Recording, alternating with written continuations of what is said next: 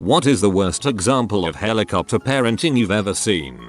My first roommate in college had a helicopter mom whose helicoptering bordered on abuse. He was born deaf. She never allowed him to learn sign language because she would always be there to protect him and he needs to live a normal life, not a deaf life. Her words, not mine. He was pretty good at lip reading and could vocalize remarkably well given how profound his hearing loss was. She pulled me aside and very seriously asked me to inform her anytime he talked to a girl. She said he has problems with girls trying to take advantage of him.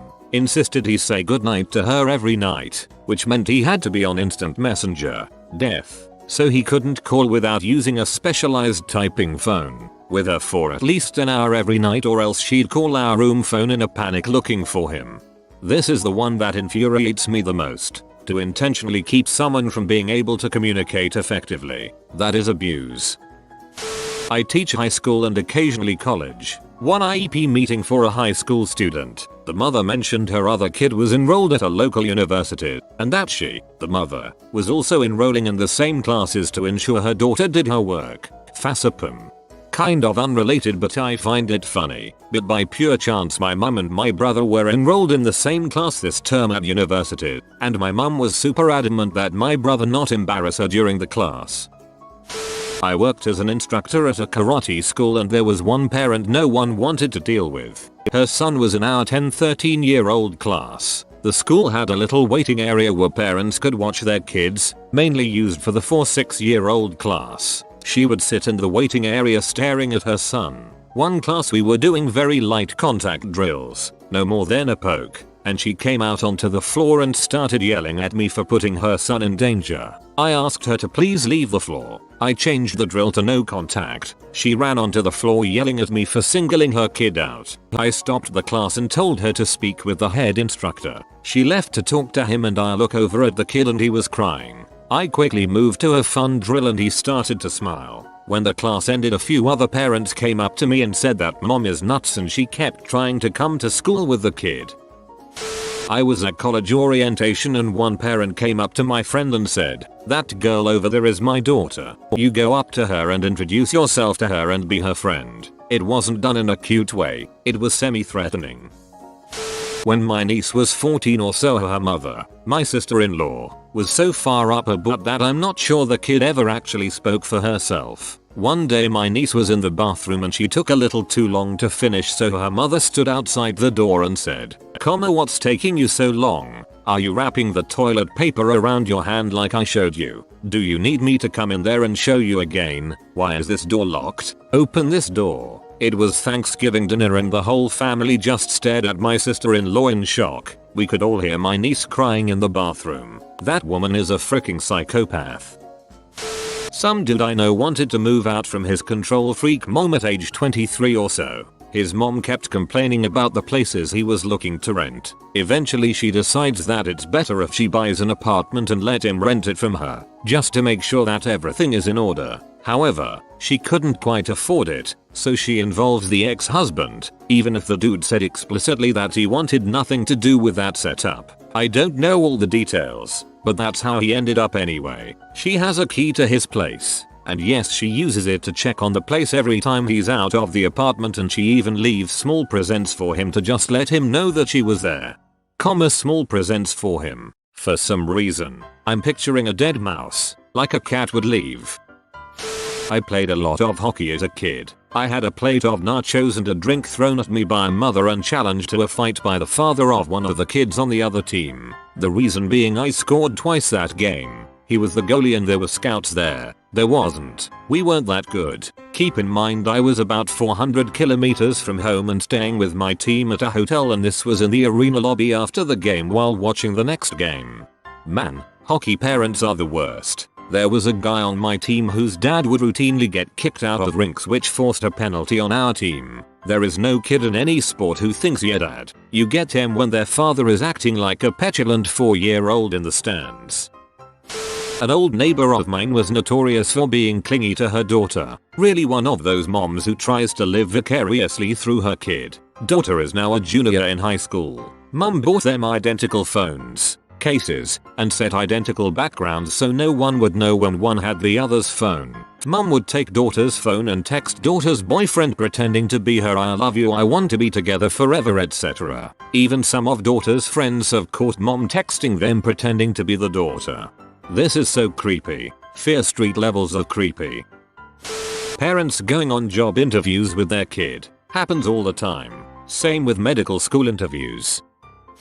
I teach taekwondo as a part-time job. I was running a class one afternoon and this one kid would not stop freaking around, talking whilst I was trying to explain something, ignoring what I was saying and just giving zero effort into everything. I reached the end of my tether and told him to do push-ups. Not many, about 15. Any normal kid would have done them, apologized and carried on. Out of nowhere his mum comes running out into the dodging, right through the middle of 3 separate classes and starts giving me crap about telling her darling little angel about making him doing push-ups, regardless if he deserved them or not. Lady, I'm here to make your son a stronger, better person. You want him to be a baby? Take him to a daycare center. My mom was a grade 1 teacher. One year, she had this trouble kid, wouldn't be quiet during lessons, rude to other kids and teachers, an all around little crap. But his mother was far worse. She wouldn't believe anyone but her son about anything, and this kid knew how to play his mom. While he was a hellspawn at school, he acted all shy and victimized when his mom was around. They had meetings pretty much every other week. My mom, his mom, and eventually the principal got involved as well. But no matter what they told his mom, "Oh no, my son is perfect. He's an angel. He would never do any of that." What? He hit another kid in the face and made him bleed, and there were 30 witnesses, including 3 teachers and 2 parent volunteers? He would never do something like that. You all must have seen it wrong. This kid caused so much stress to my mom that year. I went to primary school with a kid whose parents were Italian immigrants. His mum would come to the school gate every lunch and give him pasta and make him sit and eat it all there in front of her. I knew a kid who wouldn't be allowed to take his Lego sets apart even years later. I don't think his mom understood the point of Legos. I know a kid who only got to assemble his Lego sets once, and under tight supervision from his mom. Every piece had to be the same as in the instructions. In the end, they superglued them together. Freaking brutal. My friend works for the US Department of State. Parents of newly minted Foreign Service officers, our diplomatic corps, have called to complain that their son-daughter should not be assigned to country A because they are much better suited for country B. If I found out my parents had done this, I would be so furious I would ask if banishment was feasible. Friend of mine turns 19 in a month. He can't hang out past about 7 o'clock. His parents won't let him get a phone, even though they aren't in any financial troubles that we know of, and worst of all, won't let him get a job until he's 21. The kid is afraid to talk to people from how much they shelter him. It's actually pretty sad. I knew a guy with the same situation in school. He filed for underage independence, or whatever it's called, and moved out. My roommate in college would not do his laundry, ever, until his mom came to do it for him every couple of months. He had tons of clothes and would just start piling them up in the closet as he wore them. Then his mom would come in and basically monopolize the dorm laundry facilities for 3 hours doing all his laundry. I didn't know her, just said hi a couple times in passing. One time I come back and all my laundry was done too, and put away. She folded my underwear. Folded. I was kind of creeped out, but then hey, clean laundry. I've been in and worked at a university for the past 10 years or so. To me, the worst examples aren't the incredibly hyper-controlling parents around lower, middle, or high school age. Those parents can be absolutely ridiculous, but when the kid is still living under their roof, I can understand being involved. For me, the absurd ones are the ones that continue helicoptering once the kid gets to college. A few things I've seen in my years here. Parents calling professors to complain about their kids' grades or how their kid was graded. I've seen this all the way up to graduate students. Parents demanding our registrar change their kid's schedule at their request because they're paying tuition. A parent demanding our registrar change their kid's major at their request because, again, they are paying tuition. This mother demanded that her son be a biomedical engineering major instead of a computer science major. Parents sitting in on their kids' classes on the first day with their kids and going up to talk to the professor afterward. I mean, I can understand sitting in the back of one of your kids' first really big classes just to get a feeling for what they are going to be doing, but sitting with them and actually participating? Oh my god. Fortunately, the law and our school are adamant about this. Administrators and professionals are to reply by law. We cannot discuss this with anyone except the student to everything. But half the time that just ticks the parent off even more because, after all, I'm paying tuition, he'll take what I want him to take. My parents were pretty bat crap crazy about parenting. As I got older, they got more and more crazy, wouldn't let me move out to go to uni at 18, so I ended up living at home. They wouldn't let me date, would have crazy arguments and occasionally get physical with me if they discovered I had spoken to a boy, limited my time on the internet, confiscated my phone even after I was an adult and paying for it myself. Last year I left home and they called the police reporting me missing and wasted a lot of police time. Then turned up at my BFS house 4 hours away where I was staying. We had to call the police who escorted away somewhere safer. They constantly hounded me with calls and texts. I went to see them 2 months later and they locked me into my old bedroom and my BF had to call the police again so I could leave without them hurting me. I went back in February to collect clothes and some belongings and had to have police escort me there. Glad I did, because they decided to have a huge family gathering and wanted to ambush me when I got there. I saw them once since then in June when they came to see me, didn't let them know where I lived and met them for half an hour in the park and crap got serious so I left again. As a teacher, so many, especially when I was teaching pre-K, one mom wanted to pay for us to have cameras in our center so she could see what her kid was doing throughout the day. I said no. She decided that she would visit our school 4 times a day, once for drop-off, before nap, after nap, and pick up. I remember my sister's preschool had a little room with a one-way mirror, so that you couldn't watch your kid play without them knowing you were there. But some of those shoots were little monsters to each other when the staff weren't watching.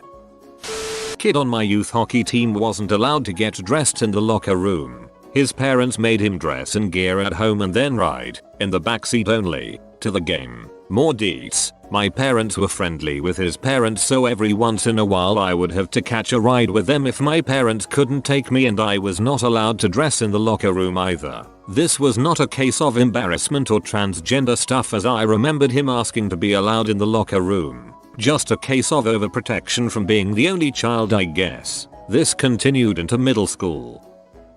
I worked at a dining hall in college and one parent called our manager to complain that her son was not getting big enough pieces of chicken in his general tsos. Sorry, your little boy isn't getting enough protein to grow up big and strong like his father. I work for the help desk at a university, and I get disgusted with some of the parents that call in. Most of the time they want me to give them Junior's password so that they can see his homework, grades, classes, etc. We have a separate login type system for financial aid related stuff, but these parents want to have the full password. Some things that I have heard, but I am paying for him to be there, so I should have access. I am his mother, and I need to know what he is up to. I just want to make sure he is taking the right classes. Unfortunately, I am not allowed to tell these people to cut the umbilical cord, but I can't give them the password either. I've been yelled at a few times. To be totally honest, when I worked in IT, these were my absolute favorite kinds of calls, walk-ins. Ordinarily I spent my whole day bending over backwards for unbelievably entitled users, but these were some of the few situations where I got to refuse a request. There's nothing more satisfying than smiling and saying no to someone as they get progressively more angry at you over the phone. My aunt gives my 8-year-old cousin a walkie-talkie when he goes a couple houses over to his friend's house to play. She then sits on her front porch and checks in every minute or two. It's hilarious. Dang. We also use those when my kid was that age, but only for hey come home now. One day some years ago, I got the following email out of the blue. Hi Stevenine, your parents sent me a package with your information and pictures and a letter saying they wanted to set us up. As flattered as I am in a committed relationship right now. I am also only 21 years old and I'm not looking to get married or have children anytime soon. which your parents made clear was your intention. I'm sorry, but this isn't something I am interested in. I wish you good luck in your endeavors. Yes, they were serious.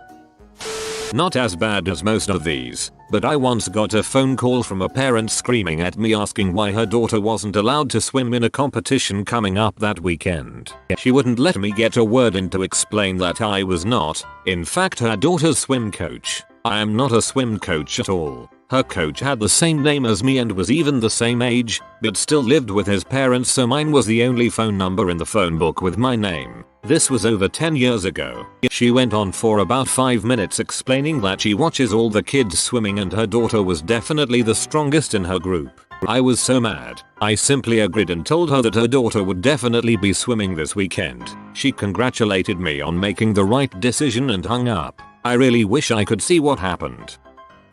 Just a few months ago, while I was working my custodian job at my school's student union, a worried mom approached. She told me she lost her daughter and that she was lost. She tried calling her and she didn't answer. I took it very serious and asked her where she was supposed to be. She said at one of the dorms. Eventuality, the daughter calls and says she is separated and the mom tells me she is scared and alone. We leave the union building and search for her daughter and we arrive at the dorm. I then begin to notice that it's full of group leaders and new students. It clicks that her daughter is 18 years old and the mom was overreacting. I just wasted 20 minutes helping a way to worried mom find her college-age daughter. I really thought a little kid was lost. I blame working retail prior to this job. My aunt hasn't let my cousin who is 11 go to any birthday parties besides his own or go to any parks because she is afraid he will get sick from the other kids. Also, he still sleeps with my aunt and uncle in their bed. One of my friends has to call his parents every single day, dutifully, and describe how his day was. One time he couldn't call the parents due to no network and next day his parents sent him on a guilt trip saying how irresponsible he was and how his mom was worried sick. He will turn 32 soon and oddly seems to be okay with all that. Every time he's troubled, he expects daddy's help.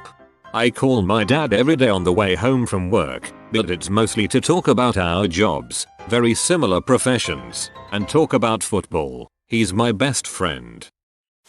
The kids my mom used to nanny had the worst helicopter parents I've ever witnessed. They had strict schedules for everything they did, including eating, sleeping, and even crapping. My mom had to collect crap samples from the children to show the parents. She also had to make every meal exactly per the instructions they provided. They didn't have any health problems as far as my mother was aware of. By the time my mom left the job, the kids were already pretty freaked up. I can only imagine how they are now.